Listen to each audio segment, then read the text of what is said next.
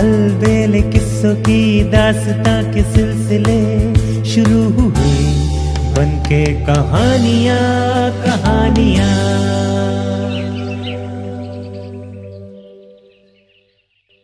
आइए सुनते हैं आज की कहानी, विश्वास का मूल्य। बहुत समय पहले की बात है। कंचनपुर पर राजा रणविजय का शासन था। एक दिन उनके दरबार में एक किसान आया। वो देखने में गरीब मालूम पड़ता था। उसने राजा को सिर झुकाकर अभिवादन किया और फिर अपनी पगड़ी में से एक चमकीली मणि निकाली। राजा को मणि देते हुए बोला, महाराज, मैं गरीब किसान हूं। मेहनत मजदूरी करके अपने परिवार का पालन पोषण करता हूं। आज सुबह जब मैं खेतों पर काम करने जा रहा था तो ये मणि मुझे रास्ते में पड़ी हुई मिली। ये बहुत कीमती मणि है। मैं ये सोचकर आपके पास आया हूं कि मुझे गरीब किसान के लिए ये किस काम की, इसको आपके खजाने में होना चाहिए। इतना कहने के साथ ही उस गरीब किसान ने वो मणि राजा को दे दी। राजा ने किसान को वहीं बैठने को कहा और स्वयं तल्लीनता से मणि को उलट पलट कर देखने लगा। मणि को गौर से देखकर वो सहसा मुस्कुराया। राजा के मुस्कुराने का रहस्य किसान की समझ में न आया। तत्पश्चात मणि को दरबारियों ने बारी बारी देखा। देखकर सभी कानाफूसी करने लगे। दरअसल किसान जिसको कीमती मणि कह रहा था वो मणि न होकर चमकीला पत्थर था। निसंदेह वो मणि बहुत कीमती है। इसकी कीमत तो हम भी नहीं आंक सकते। राजा ने किसान की ओर देखते हुए कहा। राजा की बात पर किसान धीरे से मुस्कुराया। राजा की बात सुनकर सभी दरबारी असमंजस में पड़ गए। उन्हें आश्चर्य भी बहुत हुआ, लेकिन किसी को भी कुछ कहने का साहस न हुआ। राजा ने कोषाध्यक्ष को आदेश दिया, किसान को 1000 स्वर्ण मुद्राएं देकर विदा किया जाए और इस बहुमूल्य मणि को खजाने में रखवा दें। अब तो दरबारियों के धैर्य का बांध ही टूट गया। एक मंत्री राजा के पास आया और धीरे से कहा कि महाराज, आप किसान को 1000 स्वर्ण मुद्राएं न दें, क्योंकि ये मणि न होकर एक पत्थर है और इसकी कीमत चंद स्वर्ण मुद्राओं से अधिक नहीं है। लेकिन राजा ने मंत्री को डांटते हुए कहा, आप अपने आसन पर ही बैठिए, आपसे बातें बाद में करेंगे। मंत्री सकुचाकर अपने आसन पर जा बैठा। अन्य दरबारी भी सकपका गए। राजा को सही बात बताने की हिम्मत किसी में न हुई। किसान को 1000 स्वर्ण मुद्राएं देकर विदा कर दिया गया। किसान के जाते ही सेनापति ने राजा से कहा, महाराज, मैं कुछ कहना चाहता हूं। हाँ हाँ कहिए, राजा ने निश्चिंत भाव से कहा। महाराज, अभी आपने मणि के बदले में किसान को 1000 स्वर्ण मुद्राएं दी हैं, लेकिन महाराज वो मणि नहीं है, वो एक चमकीला पत्थर है और उसकी कीमत 2-4 स्वर्ण मुद्राओं से अधिक नहीं है। आपको किसान ने ठग लिया है और आप भी आसानी से उसकी बातों में आ गए। किसान बड़ा धूर्त और चतुर व्यक्ति जान पड़ता है। राजा ने गहरी सांस छोड़ते हुए कहा, हाँ सेनापति जी, वो मणि नहीं है, ये मैं जानता हूं, लेकिन किसान धूर्त व्यक्ति नहीं है और ना ही उसने मुझे ठगा है। तो फिर आपने उसे 1000 स्वर्ण मुद्राएं क्यों दी? सेनापति ने आश्चर्य से पूछा। मुद्राएं मैंने उससे मणि के बदले नहीं दी। मणि की असलियत तो मैं उसे देखते ही समझ गया था। मुद्राएं तो मैंने उसके विश्वास को बनाए रखने के लिए दी है, राजा ने कहा। सेनापति ने विस्मय से पूछा, विश्वास को बनाए रखने के लिए? हाँ, वो किसान सचमुच में भोला और सच्चा है। उसे अपने राजा पर अगाध विश्वास एवं श्रद्धा है। वो उसे चमकीले पत्थर को मणि समझकर ही लाया था और वो चाहता था कि वो मणि राजा के पास रहे।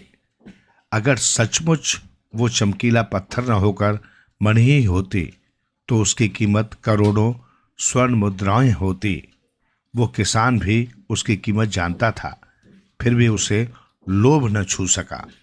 उसका राजा के प्रति जो विश्वास था वो सचमुच अनुकरणीय है। स्वर्ण मुद्राएं तो मैंने उसके विश्वास को जीवित रखने के लिए दी हैं। हमने विश्वास का सौदा किया है और ये सौदा घाटे का हरगिज नहीं है। राजा ने आत्मविश्वास से कहा। सेनापति राजा द्वारा किसान को स्वर्ण मुद्राएं देने के रहस्य को समझ गया। दरबारी भी राजा की जय जयकार करने लगे। आइए सुनते हैं आज की कहानी, सच्ची शिक्षा।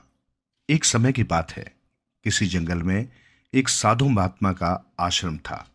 जंगल के बीचों बीच आश्रम बहुत ही रमणीय एवं मन को शांति प्रदान करने वाला था। साधु महात्मा उस आश्रम में अपने शिष्यों को विविध विषय आदि पर शिक्षा प्रदान किया करते थे। सभी विद्यार्थी उन साधु महात्मा की बहुत इज्जत करते थे एवं उन महात्मा की चर्चा दूर दूर के राज्यों में होती थी।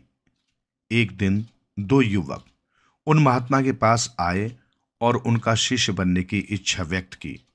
युवक अच्छे कुल और परिवार से थे और वो दोनों भी उन महात्मा की चर्चा सुनकर उनसे शिक्षा प्राप्त करने हेतु आश्रम पहुंचे थे। महात्मा ने सोचा कि इन्हें शिष्य के रूप में स्वीकार करने से पहले इनकी छोटी सी कसौटी की जाए, और उन्होंने उन दोनों से आश्रम के एक कमरे में रखे दो मिट्टी के कबूतर लाने को कहा। दोनों कबूतर बहुत ही सुंदर थे तथा उन पर विशिष्ट प्रकार की कलाकृति की गई थी, जिससे वे बेहद चमक रहे थे। महात्मा ने एक एक कबूतर दोनों युवकों के हाथ में दिए और उनसे कहा कि आपको आपके हाथ में दिए हुए कबूतर की गर्दन तोड़नी है। युवकों को लगा ये तो बहुत ही सरल काम है और इससे क्या शिक्षा हासिल होगी और इससे गुरुजी क्या कसौटी करेंगे, किंतु गुरुजी ने उनके सामने एक शर्त रखी। महात्मा ने कहा कि आपको इन कबूतरों की गर्दन तभी तोड़नी है जब आपको कोई देख न रहा हो। स्मरण रहे, यदि आपको इनकी गर्दन तोड़ते हुए किसी ने देख लिया तो आप परीक्षा में निष्फल हो जाओगे। जैसे ही आप गर्दन तोड़ लो, मेरे पास आप चले आना।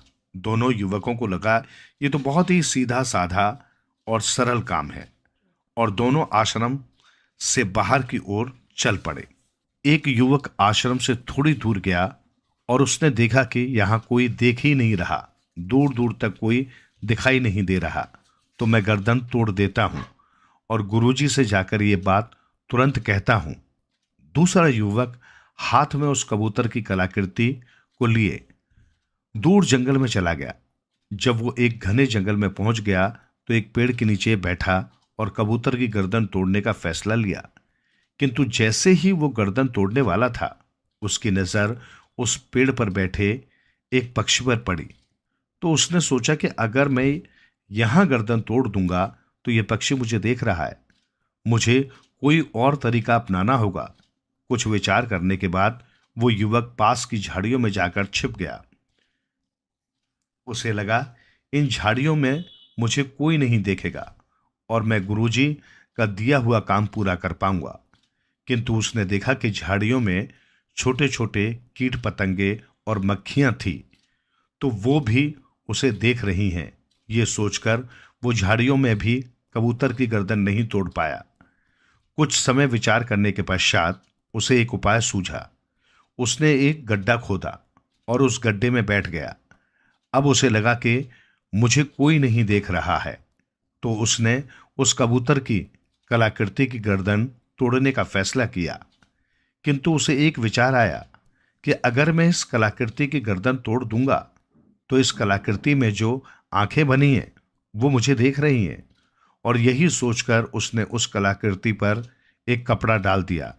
और जैसे ही वो उसकी गर्दन तोड़ने को हुआ, उसे एक और ख्याल आया कि मेरी आंखें तो मुझे देख रही हैं इस कबूतर की गर्दन तोड़ते हुए, तो उसने अपनी आंखें बंद कर ली। अब युवक को न ही कलाकृति की आंखें देख रही हैं, न उसकी खुद की आंखें उसे देख रही हैं, और वो जैसे ही गर्दन तोड़ने को हुआ, मानो उसके अंदर से आवाज उठी कि अरे, मैं तो देख रहा हूं। और वो आवाज उसके हृदय की थी कि मैं तो देख रहा हूं। अब वो युवक पूर्णतः समझ गया कि गुरुजी की कसौटी किस शिक्षा की तरफ इशारा कर रही है। वो युवक उस कबूतर की कलाकृति को लेकर गुरुजी के पास पहुंचा और उनसे कहा, क्षमा कीजिए गुरुजी, मैं आपकी दी हुई कसौटी पूरी नहीं कर पाया, क्योंकि हर समय कोई न कोई मुझे देख ही रहा था। अंत में मुझे आभास हुआ कि अगर बाहरी दुनिया मुझे नहीं देख रही तो मेरे भीतर बैठी हुई अंतरात्मा तो मुझे हमेशा देख रही है। इसी कारणवश गुरुजी, मैं आपकी कसौटी पूरी नहीं कर पाया। इस बात के लिए मैं आपसे क्षमा प्रार्थी हूं। गुरुजी ने कहा, हे नवयुवक, तुम इस कसौटी में असफल नहीं किंतु पूर्णतः सफल हुए हो। और यही शिक्षा इस कसौटी के माध्यम से मैं आप दोनों को देना चाहता था। हर एक मनुष्य को ये स्मरण रखना चाहिए कि हमारी हर एक क्रिया और कर्म पर परमात्मा की नजर है। कोई भी कार्य उस अपार शक्ति से छुपा हुआ नहीं है। इसलिए कोई भी कार्य अगर इस बात को ध्यान में रखकर किया जाएगा तो अनुचित कार्य करने से पहले हमारे कदम स्वयं रुक जाएंगे। आइए सुनते हैं आज की कहानी, भगवान की लीला। हम सभी भगवान श्री कृष्ण और सुदामा की मैत्री से पूर्णतः परिचित हैं। उनकी मित्रता इस संसार के लिए एक अनूठा उदाहरण है तथा प्रेरणा स्रोत भी है। हम सभी भली भांति परिचित हैं उस प्रसंग से जब सुदामा श्री कृष्ण से मिलने द्वारिका जाते हैं।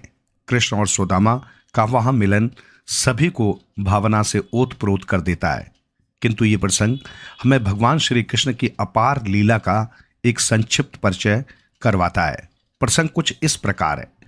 जब सुदामा भगवान श्री कृष्ण के पास द्वारिका में कुछ दिन रुकते हैं और श्री कृष्ण अपने बचपन के मित्र की आवभगत में कोई कमी नहीं छोड़ते। दोनों मित्र घंटों अपने बचपन की और गुरु संदीपनी ऋषि के आश्रम में बिताए हुए समय की स्मृतियों पर चर्चा करते हुए कभी हंसते हैं तो कभी कभी भाव विभोर भी उठते हैं। भगवान श्री कृष्ण भी अपने मित्र के साथ अधिक से अधिक समय बिताते हैं। बड़े आनंद और उत्साह के साथ दोनों का समय व्यतीत होता है। सुबह साथ में नदी किनारे स्नान करने जाना, भोजन करना, अन्य जगहों पर विचरण करना और शेष समय में एक दूसरे से बातें करना, मानो यही अब उनकी दिनचर्या बन गई थी। एक दिन नदी में स्नान करने जाते समय सुदामा ने श्री कृष्ण से एक प्रश्न पूछते हैं कि हे कृष्ण, ये संसार तुम्हें मायावी कहता है, लीलाधर कहता है, कुछ लोग तो तुम्हें जादूगर भी कहते हैं, तो मुझे भी तुम्हारी माया का दर्शन करना है। इस पर श्री कृष्ण ने जवाब दिया कि समय आने पर अवश्य ऐसा होगा, किंतु अभी हमें शीघ्र स्नान करके महल जाना चाहिए, क्योंकि मेरी रानियों ने आज हमारे लिए विशिष्ट व्यंजन बनाए हैं और मुझे बहुत भूख लगी है। जब दोनों मित्र नदी किनारे पहुंचे और स्नान की तैयारी करने लगे, तब श्री कृष्ण ने सुदामा से पूछा कि तुम्हें याद है, गुरु आश्रम में जब हम नदी किनारे स्नान करने जाते थे तब एक शर्त लगाते थे कि नाक बंद करके पानी में डुबकी लगाएंगे और जो अधिक समय तक पानी में रहेगा वो शर्त जीतेगा तथा हारने वाले को जीतने वाले की पूरे दिन हर बात माननी होगी। तुझे याद है या तू भूल गया? इस पर सुदामा ने उत्तर दिया, कैसी बात कर रहे हो कृष्ण, मैं आज भी सुबह अपने गांव में नदी में स्नान करने जाता हूं और यदि हम शर्त लगाएंगे तो मुझे विश्वास है कि मैं शर्त जीत लूंगा। इस पर दोनों ने शर्त लगाई कि नाक बंद करके दोनों एक साथ पानी में डुबकी लगाएंगे और जो अधिक समय तक पानी में रहेगा वही विजेता होगा। दोनों मित्रों ने अपनी नाक बंद की और पानी में डुबकी लगाई। जैसे ही सुदामा ने पानी में डुबकी लगाई, उन्होंने देखा कि उनकी आंखों के सामने एक सुंदर नगर है। उस नगर में लोग नाच रहे हैं, इधर उधर भाग रहे हैं तथा एक हाथी है जिसकी सूंड में तांबे का कलश है। सभी उस हाथी के आसपास मंडरा रहे हैं। सुदामा जी बाहर निकल कर गए और किसी से पूछा कि ये सब क्या चल रहा है। इस पर उन्हें उत्तर मिला कि हमारे राज्य का राजा मर गया है और ये हमारे नए राजा के चुनाव का तरीका है। उस हाथी की सूंड में जो कलश है उसमें गंगा जल है। वो गंगा जल हाथी जिस किसी पर गिरा जाएगा वही हमारा नया राजा होगा। इतनी ही देर में वो हाथी ही सुदामा के पास आया और उसने गंगा जल सुदामा पर गिरा दिया। सभी लोग उल्लास में जोर जोर से चिल्लाने लगे, नए राजा की जय हो, नए राजा की जय हो। सुदामा ने कहा, अरे भाई, मैं एक ब्राह्मण हूं, मुझे इस राजपाट से क्या काम। इस पर एक व्यक्ति ने कहा कि विधाता ने आपको हमारे नए राजा के रूप में चुना है, अब आपको इस राज्य की बागडोर संभालनी ही होगी।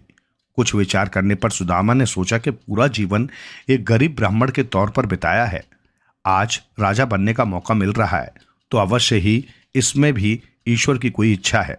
और सुदामा जी उस राज्य के राजा बन गए।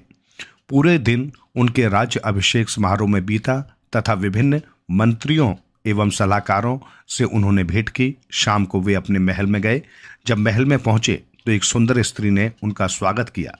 सुदामा ने कहा, देवी, आप कौन हैं? इस पर स्त्री ने कहा, मैं आपकी रानी हूं। इस पर सुदामा ने कहा कि मैं पहले से ही विवाहित हूं, तो दूसरी स्त्री को अपनी रानी के रूप में कैसे स्वीकार कर सकता हूं। तब रानी ने कहा कि विधाता ने आपको इस राज्य का राजा चुना है तो आपको मुझे भी स्वीकार करना ही होगा। कुछ समय विचार करने के पश्चात ईश्वर की मर्जी समझकर सुदामा ने रानी को स्वीकार कर लिया। अब सुदामा बड़े आराम से उस राज्य का शासन करने लगे, मानो अपने पुराने वक्त को भूल ही चुके हों। कुछ महीनों पश्चात रानी का स्वास्थ्य खराब होने लगा। सभी प्रकार के वैद्य और हकीमों को बुलाया गया, किंतु रानी की तबीयत में कोई सुधार नहीं आया और वो स्वर्ग सिधार गई। जब रानी के अंतिम संस्कार की तैयारी होने लगी तब सुदामा के राज्य का प्रधानमंत्री उनके पास आया और बोला, महाराज, हमारे राज्य का एक रिवाज है, जब रानी मर जाती है तो राजा को उसके साथ सता होना पड़ता है। सुदामा ने कहा, यह कैसा रिवाज है? मैं इस रिवाज को नहीं मानता। मंत्री ने कहा, महाराज, आपको हमारे राजा बनने का रिवाज पसंद आया था और आप राजा बने, अब ये रिवाज भी आपको निभाना होगा। सुदामा बहुत घबराए और वहां से भागने लगे।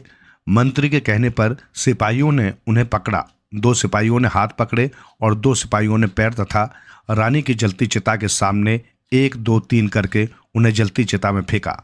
सुदामा जोर से चिल्लाने लगे, कृष्ण बचाओ, और एकदम से पानी से बाहर निकले। अत्यंत घबराए हुए और लाल मुख से उन्होंने श्री कृष्ण की तरफ देखा, जो स्नान कर चुके थे और एक वस्त्र से अपना शरीर सुखा रहे थे।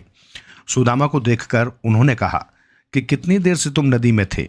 मैं मानता हूं कि मैं शर्त हार गया, अब जल्दी चलो, मेरी रानियां भोजन पर हमारा इंतजार कर रही होंगी। सुदामा ने हाथ जोड़कर पूछा, हे कृष्ण, ये सब क्या था? इस पर एक हल्की सी मुस्कान के साथ श्री कृष्ण ने उत्तर दिया कि अभी थोड़ी देर पहले ही तुमने कहा था ना, मुझे तुम्हारी माया के दर्शन करने हैं, तो मैंने तुम्हें थोड़े से दर्शन करवा दिए। कभी और वक्त मिलेगा तो पूरा दर्शन करवा दूंगा, किंतु अभी हमें चलना चाहिए। सुदामा जी आश्चर्यचकित मुद्रा में नदी में खड़े रह गए और श्री कृष्ण को प्रणाम करते हुए कहा, आपकी लीला का कोई पार नहीं है। धन्य हैं आप और धन्य हूं मैं, जिसके पास आप जैसा मित्र है। आइए सुनते हैं आज की कहानी, अनोखा दहेज। बहुत समय पहले की बात है।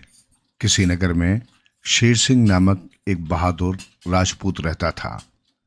अपनी जिंदगी में उसने अनेक लड़ाइयों में अपने जौहर दिखलाए थे और कई युद्ध भी जीते। अब उसका अंतिम समय निकट आ गया था और वो मौत की आखिरी घड़ियां गिन रहा था। उसके बेटे अजय सिंह और अजीत सिंह उसके बिस्तर के पास खड़े थे। कुछ दिनों पश्चात शेर सिंह चल बसा। सारी जिम्मेदारी अजय सिंह के ऊपर आ गई। अजय सिंह अपने छोटे भाई अजीत सिंह को बहुत चाहता था। उसे अपने भाई पर गर्व था, मगर अजय की पत्नी अजीत को उतना पसंद नहीं करती थी। उसका विचार था कि अजीत को खेती के काम में अजय की मदद करनी चाहिए। वो सोचती कि सारा काम उसके पति को ही क्यों करना पड़े।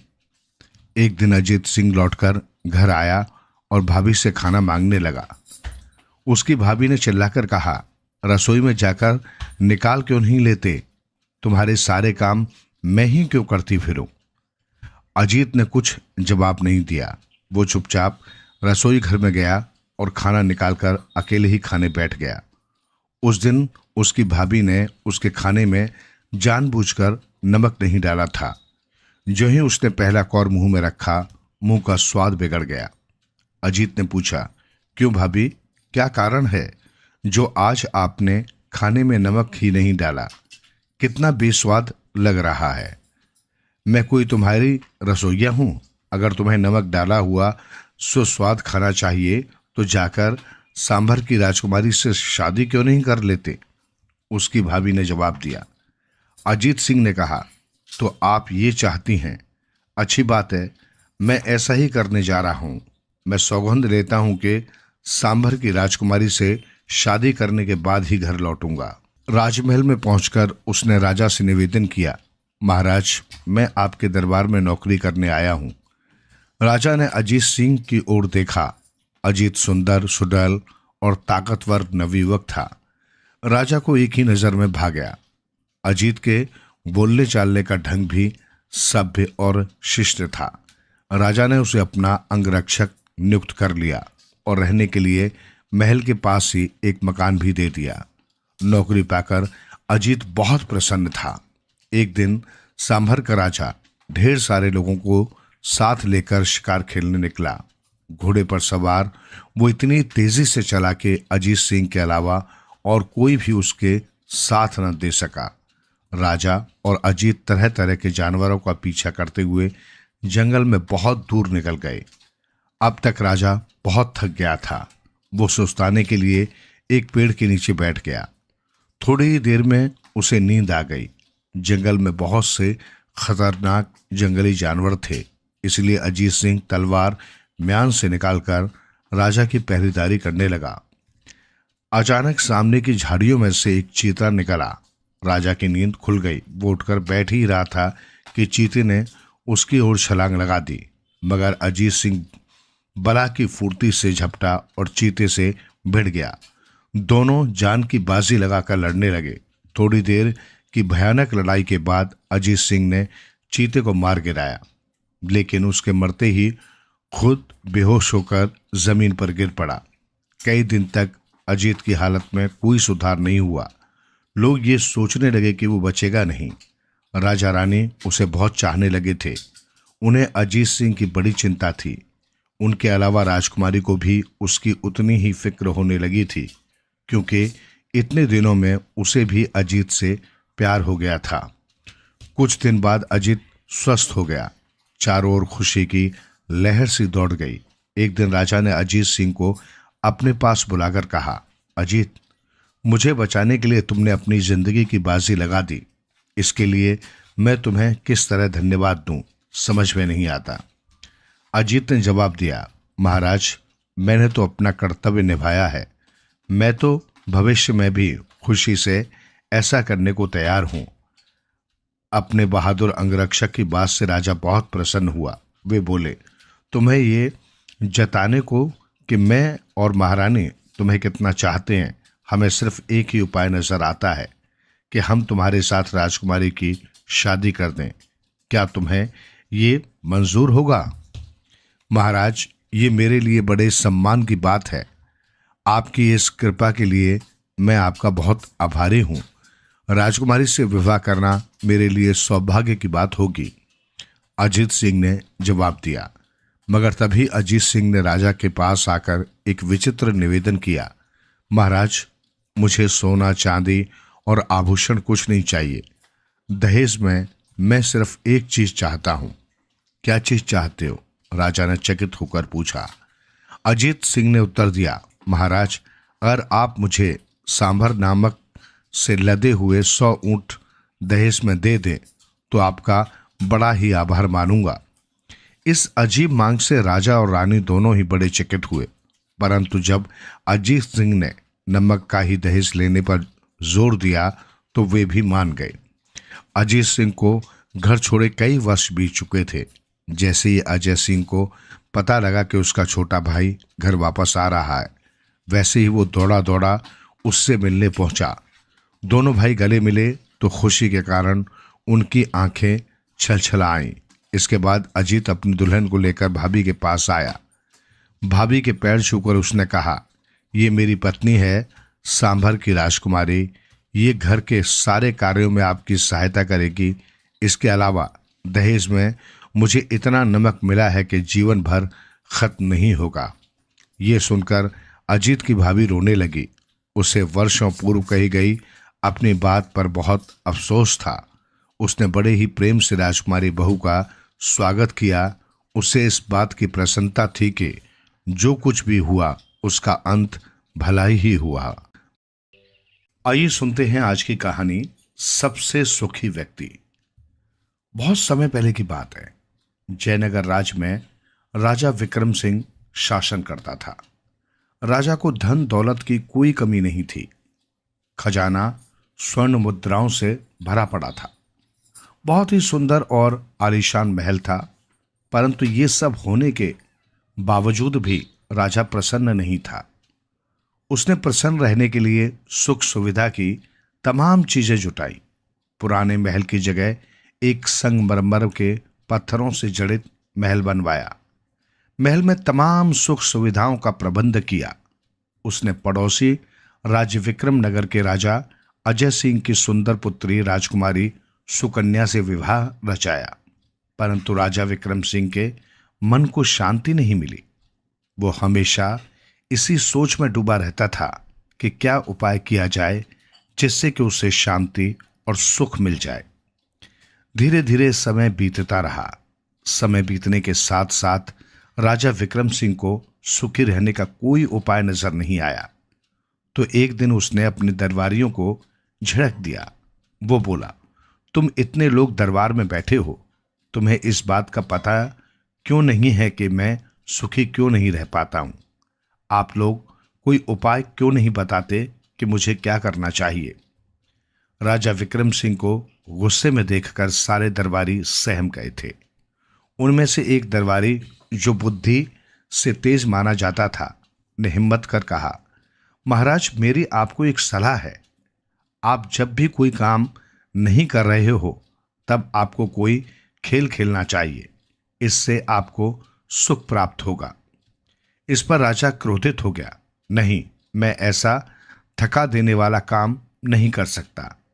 तब एक दूसरे दरबारी ने कहा, महाराज, आपको खाली समय में नीले आकाश को निहारना चाहिए। इससे आपके दिल को शांति मिलेगी। दरबारी के सुझाव पर तो विक्रम सिंह उबल ही पड़ा। वो गुस्से से चिल्लाया, नहीं, मैं जब भी आकाश की तरफ देखता हूं मुझे चंद्रमा और तारे नजर आते हैं। उनको देखकर क्रोध से मेरा हृदय फटने लगता है, क्योंकि मैं उन्हें किसी भी प्रकार से प्राप्त नहीं कर सकता। राजा का क्रोध भरा उत्तर सुनकर सब दरबारियों में मौन छा गया।